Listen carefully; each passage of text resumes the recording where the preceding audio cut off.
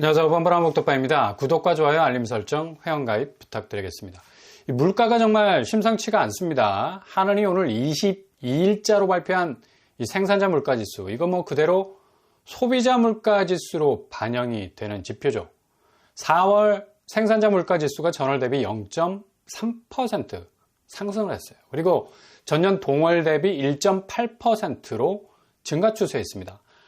한은 기준금리 하반기에는 할 거라는 얘기 무성했는데 쏙 들어가게 생겼고, 특히 식료품 및 에너지 지수는 전월 대비 0.4% 상승 추세했습니다. 그리고 전년 동월 대비 1.2% 오르고 있죠. 이렇게 물가가 전혀 컨트롤되지 못하는 상황에서 미국 눈치만 보는 입장에선 디커플링, 그러니까 독자적으로 한국이 금리를 움직일 거라는 얘기도 나오고 있었는데 뭐 말도 안 되죠. 어떻게 금리를 이 상황에서 움직일 수 있겠습니까? 게다가 미국도 15일 보름 만에 무려 2,200억 불을 풀었어요.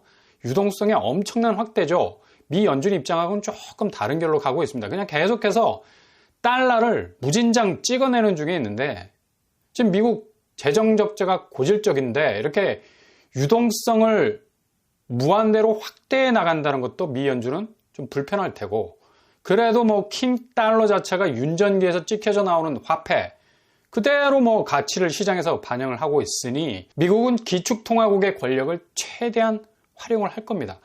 이러다 정말 미국은 IMF 경고대로 GDP 초과할 수 있는 금융 대위기도 맞을 수 있고 대공황도 올 수 있는 한 방에 그냥 쓰러질 수도 있는 그런 리스크가 점점 커질 수가 있어요.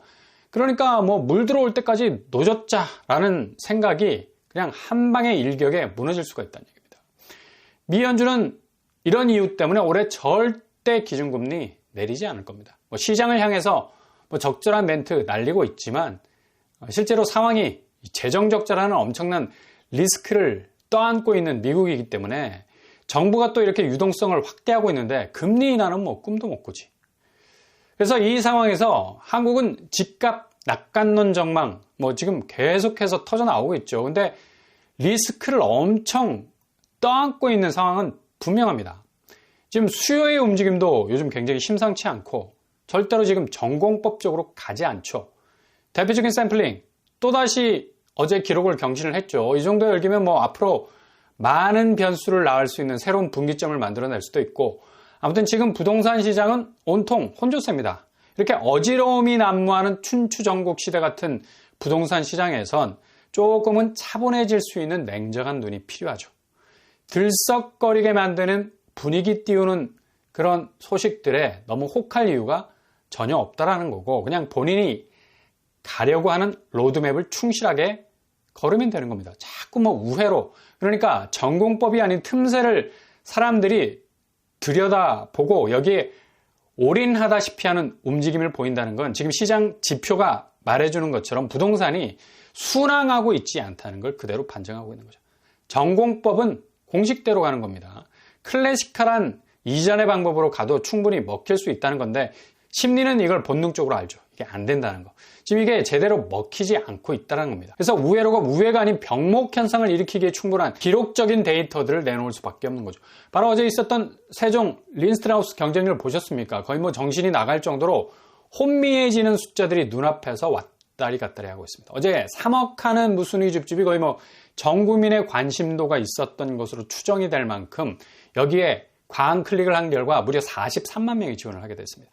일단 자체 시세보다 거의 5억 이상 싸게 나온 게 이렇게 엄청난 드라이브를 걸게 한 원인인 것 같고, 전체 비용은 대략 확장비, 옵션비 합치면 4억 정도 될 것 같은데 지금 같은 상황에서 국평이 4억 정도라면 그것도 신축이 이 수준에서 나왔다는 건 매력적일 수밖에 없고요. 정부 세종청사와 거의 붙어있는 입지라서 44만 명에 가까운 사람들이 구름처럼 모여들었다는 건데, 이거 지금 부동산 시장이 완전히 가격 병목 현상에 꽉 묶여 있는 것을 철저하게 반증해주고 있죠.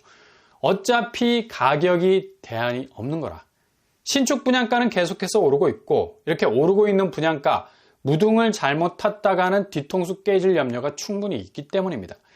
집값이라는 불안정한 상황에서 신축 잘못 덥석 물었다가는 내상이 굉장히 심하게 올 수 있는 가능성이 있기 때문이죠.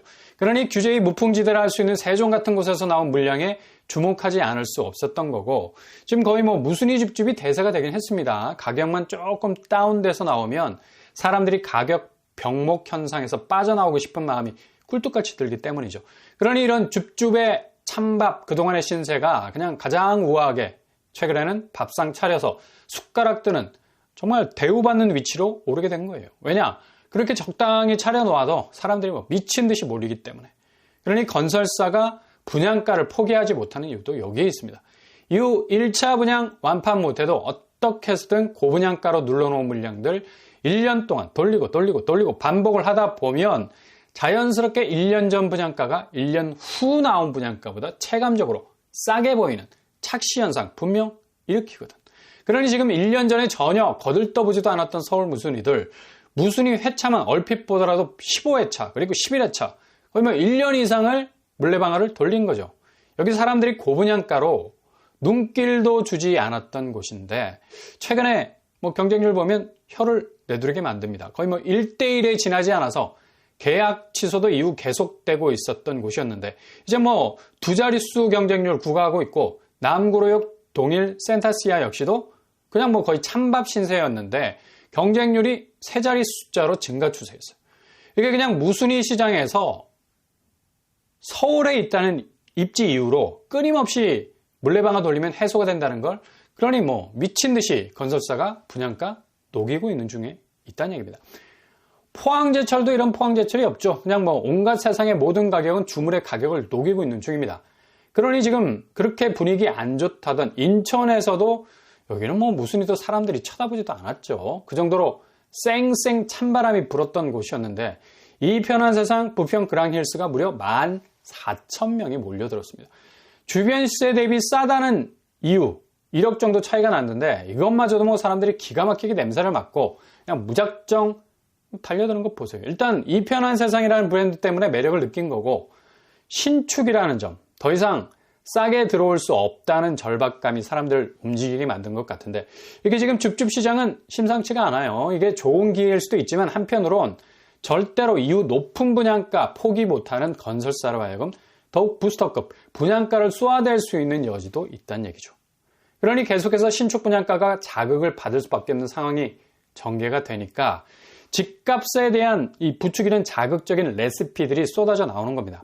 일부 신고가들을 자꾸 부각을 시켜서 마치 전세 시장의 상승세를 견인하는 듯한 인상도 주고 있고 사람들 마음을 자꾸 불안하게 만들어버리는 겁니다. 일단 게임에서 이기는 건 상대의 마음을 흔들어버리는 건데 특히 부동산 시장은 심리가 좌우하는 곳이기 때문에 이런 경향이 상당히 심하죠.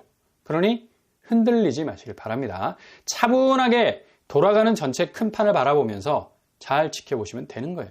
실제 필드, 현장 상황이 제일 중요한 건데 현장은 지금 매수세가 갈수록 꼬리를 감추고 있죠. 이거 뭐 어떻게 매수자를 찾아야 할지 난감해야 하는 집주인들 문의가 거의 뭐 끝나지 않는 노래처럼 울려 퍼지고 있고 통계상 나오는 지표가 도저히 뭐 이해가 가지 않는 오름세를 지향하는 숫자들, 도저히 이런 그림을 그릴 수 없는 상황인데도 억지로 난장을 부리는 것처럼 꼬장스럽게 나오니까 현장은 답답할 뿐입니다. 집주인들도 뭐 제발 그렇게 좀 올라줬으면 좋겠다는 생각을 할 만큼 오히려 매수가 물고 들어오지 않아서 집값은 하향 곡선으로 향하면서 꼼짝을 하지 않는데 어디선가 뭐 불꽃놀이만 터지고 있는 상황을 마치 전국적인 행사인 것 마냥 호도가 되고 있다는 얘기죠.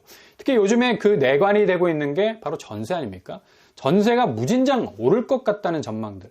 실제로 내용을 들여다보면 주요 학군지, 그러니까 아이 교육이 꼭 필요한 수요가 물려있는 물건지에서의 수요 집중, 이게 결국 그 지역의 특수적인 목적이 고리가 연결이 돼서 전세가가 상당 부분 들썩일 수 있는 여지를 만드는 건데 이게 전체 전세 시장의 파인 것처럼 이해가 되는 건 굉장히 좀 비약적인 부분이 있다는 얘기죠.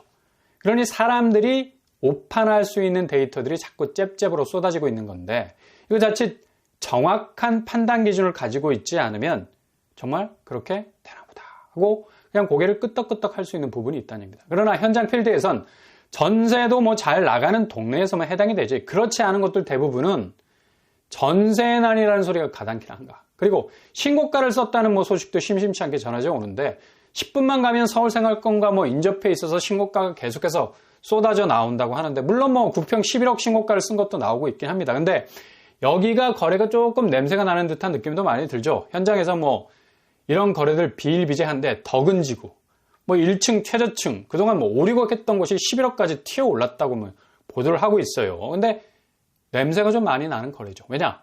몇 년에 한 번 나올까 말까 한 경우가 허다하다는 얘기입니다. 그러니까 현장에서 추격 매수가 없으면 아무런 의미가 없는 거래로 볼 수가 있죠. 그만큼 그 가격을 다져줄 수 있는 여세가 부족하기 때문에. 그렇게 뜬금없는 거래가 전체 반등하는 집값에 아이콘이 되는 것 마냥 계속해서 뽐뿌질을 하는 것도 되게 이상한, 정말 비정상적인 데이터 접근인데, 이걸 유의해서 잘 들여다 보셔야 된다는 얘기입니다. 지금 재건축 상황도 뭐 만만치 않게 진행이 되고 있지 않습니까? 공사비급 등으로 서울의 웬만한 구축들은 뭐 분담금 문제 때문에 렉이 딱 걸려서 지금 집값이 연일 빠지고 있어요. 일단 원주민격인 조합원들이 현금 청산해서 빨리 팔고 나가려는 움직임이 본격화되고 있기 때문입니다. 평당 공사비가 900만 원대를 써내면 이거 뭐 건설사들이 코빼기도 내밀지 않는 현실. 강남 재건축도 그냥 그대로 찬밥 신세가 되어버리고 마는 상황입니다. 강남 재건축이 얼마나 오매불망 건설사들이 바라고 바라던 황금오정 아니었습니까? 조합이 뭐 설립되자마자 수년간 공을 들여서 시공사가 되기를 바람하지 않았던 그 모든 기회, 이젠 오히려 건설사들이 재건축 공사비 조합에서 그 견적 내놓으면 조합을 걷어차고 있는 실정이죠. 그만큼 원자재 값 상승, 고금리 부담, 건설사 입장에서 내놓을 수 있는 카드는 무한정입니다. 그러니 서울 재건축 시장은 거의 뭐 올스톱 될 형편이고, 10대 건설사 7곳 가운데 재건축 수주를 한 곳이 한 군데도 없을 정도로 아주 팍팍한 재건축 상황이 진행이 되고 있죠. 결국 이렇게 되니까 서울 구축 매매값이 나락갈 수밖에 없는 거고, 동시에 전세가 역시도 연식이 오래된 구축 아파트들이 일주일 단위를 끊어봐도 전세가가 계속해서 떨어질 수밖에 없는 모습이 연출이 되고 있는 거죠. 개포우성 1차 고점 24억 대비 16억의 거래, 구현대 2차 고점 20억 대비 13억의 거래, 그리고 올림픽 선수기자촌 역시도 대표적인 재건축 단지인데 거의 뭐 10억 이상이 하락하고 있는 추세 보이고 있습니다.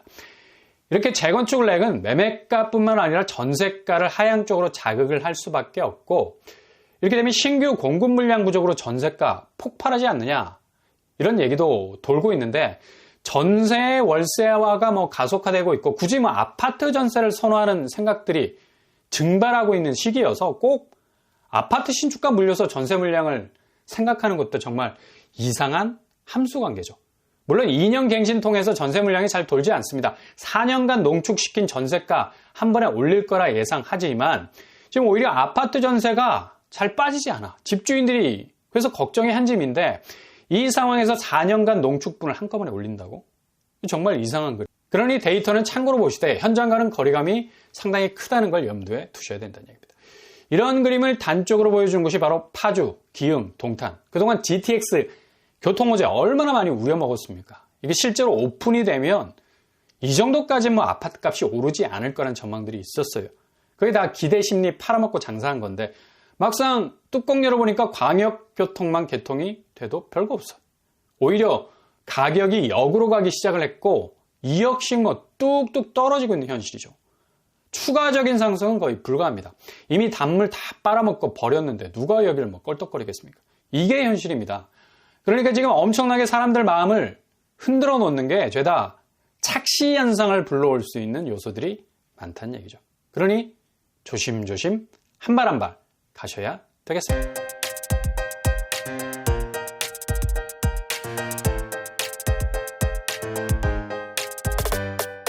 오늘의 부동산 캐릭터죠. 물가지수가 심상치가 않죠.